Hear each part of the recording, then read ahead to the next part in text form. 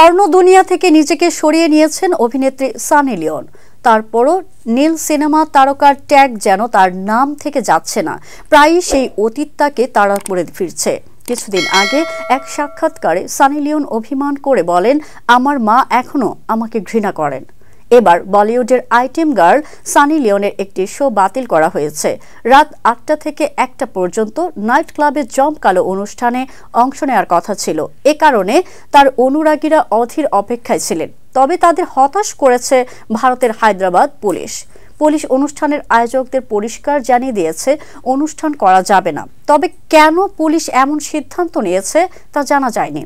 সূত্রে জানা যায়, সানির শো বাতিল হওয়ার নাইট ক্লাবে যাতে কোনো অশান্তি না হয় সেজন্য দৃষ্টি রাখতে রাত ১টা পর্যন্ত নাইট ক্লাবের বাইরেই মোতায়েন করা ছিল প্রায় ১ ডজন পুলিশ। তবে এই প্রসঙ্গে এখন পর্যন্ত মুখ খোলেননি সানি।